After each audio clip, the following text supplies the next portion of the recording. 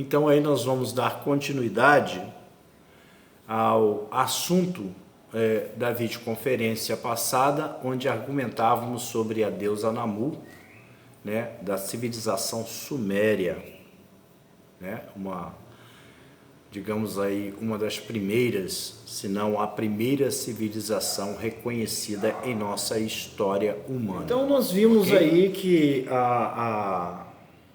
os sumérios, eles formataram, deram forma a essa deusa, né, primária, que é a deusa Namu, como causa primária de todas as coisas, mediante a condição intelectual da época, né? Ou seja, eles não tinham a instrumentalização e que favoreceu a consciência do hoje a respeito das causas do universo, né? Ou seja, desconheciam tanto o macro como o microcosmo de forma instrumentalizada, né? Porque no hoje mesmo há milhões de anos, né? Já se passaram, mesmo no hoje você tem aí indivíduos, né? Pessoas que têm ainda a sua compreensão existencial pautada aí no que os seus instintos lhe proporcionam, na visão, na audição, naquilo que ele consegue perceber, de certa forma, construir uma compreensão a respeito disso. Ele fez uma pergunta interessante para nós aqui no chat, viu, o Margarete? Está até em cima da pergunta que você fez também. Ele está nos perguntando aqui justamente como é que eles viram a criação da Terra, né? Fazendo menção naturalmente ao conhecimento, né, bíblico, né, difundindo aí mundialmente a respeito do que se trata, né, na realidade, no Gênesis.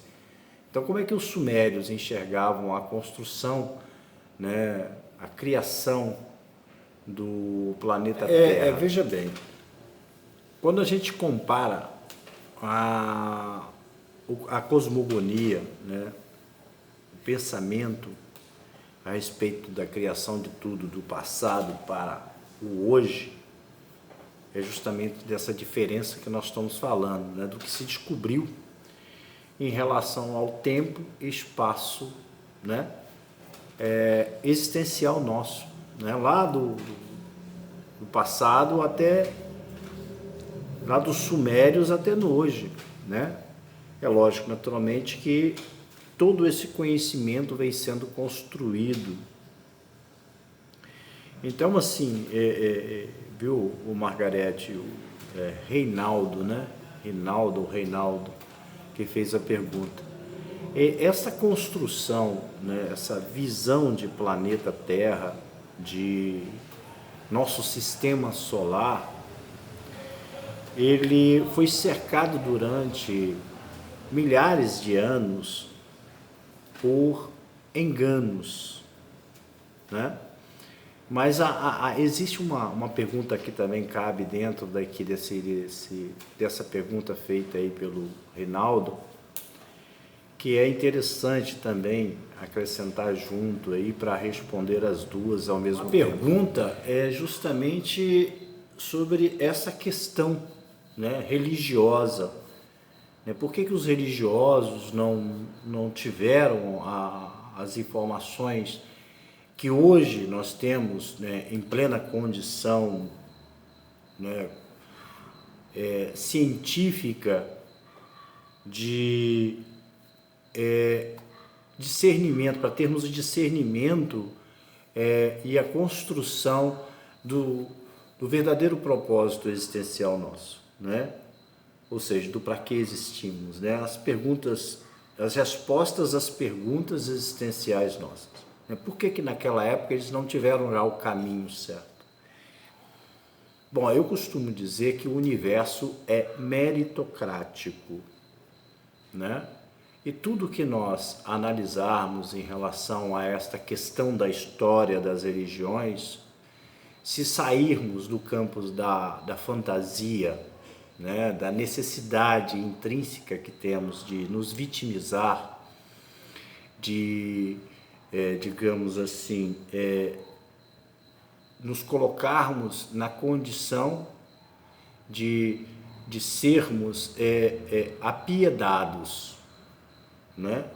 Sofrermos de piedade dos outros, né? Tenha piedade de mim, etc. e tal, quer dizer, vitimizar, ok?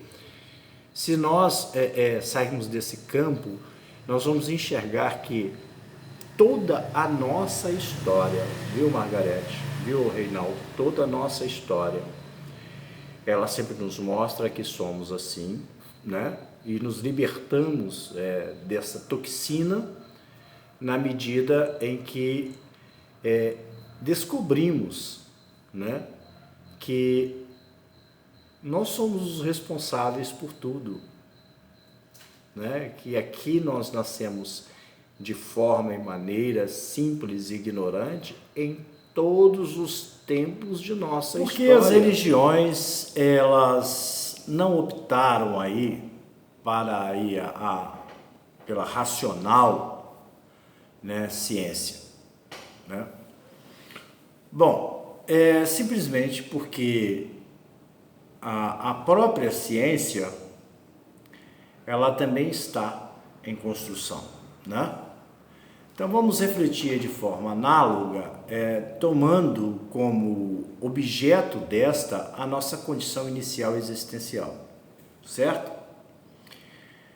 Partindo aí do princípio e do fato incontestável de que todos nós nascemos de forma simples e maneira ignorante, né? E com isto se pode compreender que o sentimento religioso, né, que, como já argumentamos anteriormente, ele está intrínseco a todos nós, ou seja, já nascemos com ele, né? É incontestável isso. Então, este sentimento, ele se faz primeiro, pois este está intimamente ligado ao campo emocional de cada indivíduo, que por sua vez encontra-se na condição de ser material e vivo, primariamente ativo. Bom, sim, meus amigos, sei que muitos estão a franzir a testa aí, mas esta ponderação, ela deve ser feita nesta racional linha do pensamento. Pois bem, no hoje, em que o macro e o micro, né, cosmos aí nos são revelados, podemos exaltar e admirar esta complexa máquina aí que abriga a nossa individualidade. Esta máquina, pela sua complexa composição, onde a individualidade se estabelece de forma a ser construída, ela é o casulo que no campo das ciências, ou seja, do provável e comprovável, né, razão se estabelece ainda com mais incerteza do que certeza. Na ausência da razão, a emoção se faz presente. E esta forma de se compreender aí, os porquês emocionais construíram nossos deuses. A consideração a ser feita, fazendo-se no hoje aí, pois se deve fazer porque no hoje se pode, né? É de que no campo da religiosidade ou espiritualidade, se não formos, de certa forma, orientados quanto ao que hoje se sabe e se pode saber sobre as respostas às nossas questões existenciais, foi claramente pelo motivo de que a proposta de aprendizado não poderia ser alterada, mesmo porque, se observarmos as estruturas da vida, todas elas, né, elas nos mostram aí uma arquitetura que propicia o desenvolvimento do conhecimento. Muito bem, então os sumérios acreditaram a cosmologia, a deusa Namu, e estes, representados por mais dois deuses, sendo aí o céu representado pelo deus An, né, e o planeta Terra representado pela deusa Antu ou Ki. A pergunta que se pode fazer é de é a seguinte: é de onde os sumérios tiraram estas conclusões. Muito bem, como já argumentamos anteriormente, uma dose de observação do que está acima da terra e abaixo do céu, regada às fantasias alimentadas pela infantil ignorância da nossa espécie, foi o suficiente para se construir estas conclusões. Então pergunta-se, em um tempo onde, pergunte-se aí, se faça essa pergunta, em um tempo onde os únicos instrumentos de percepção do mundo são os vossos sentidos.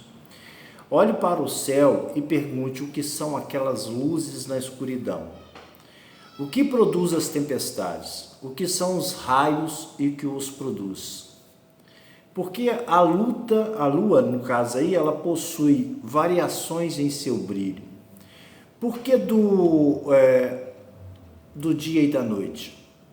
Por que das águas serem doce ou salgada? Por que das marés? Então, estas são apenas algumas das perguntas que se pode fazer com simples observações do nosso mundo, cujas respostas, sem as condições ideais para as compreenderem, seria uma inutilidade. Então se pode afirmar que os sumérios, eles construíram este entendimento cosmogônico em uma mesclagem entre o que se gostaria e o que se percebia, dada a compreensão. Muito bem.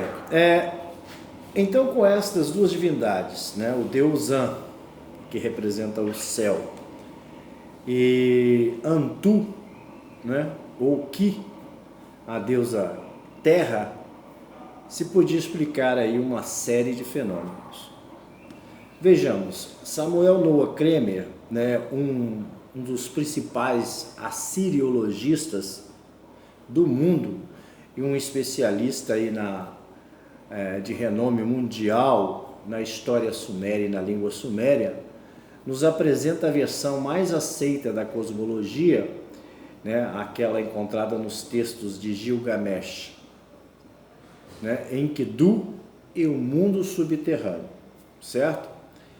Então ele diz assim, nos primeiros dias, nos distantes primeiros dias, nas primeiras noites, nas distantes primeiras noites, nos primeiros anos, nos distantes primeiros anos, nos dias de outrora, quando tudo que era vital foi trazido à existência, nos dias de outrora, quando tudo que tinha vida era bem criado, quando o pão era degustado nos templos desta terra, quando o pão era cozido nos fogões desta terra, quando o céu havia se separado da terra, né? Quando o nome do homem foi fixado, quando Anu carregou consigo os céus, quando Enlil carregou consigo. Pode compreender com este texto, bem, que os sumérios eles conferiam aí a criação do universo, a separação da massa principal, né, sem forma, formada pelo céu e a terra.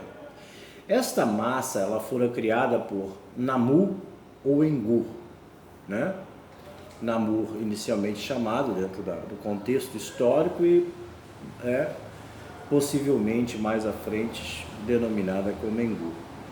Como já argumentei, infelizmente não existe nenhuma fonte suméria que explique a existência de Namur ou Engur, tá? Se ela fora criada ou se sempre existiu.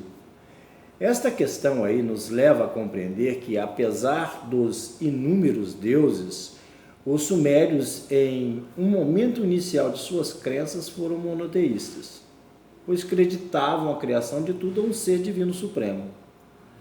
Observa-se que, neste ponto, né, que o mito da criação babilônica, que nós estaremos vendo mais à frente, tenha auxiliado aí os antigos escribas semíticos, pois entre os semitas as águas primordiais pré-existentes deram origem a Mumu, né? No caso, em uma tábua que traz a listagem dos deuses sumérios, Namu é descrita como a mãe que deu a luz aos céus e à terra. Segue-se daí que a união de Anu com Ki, céu e terra, produziu os grandes deuses, os chamados Anunnaki, e que Enlil, o primeiro dos Anunnaki, o deus do ar, separou o céu da terra. As duas forças cósmicas que deram origem a tudo que existe. Enlil, o jovem deus do ar, decide então tomar conta para sempre da sua mãe, a terra em flor.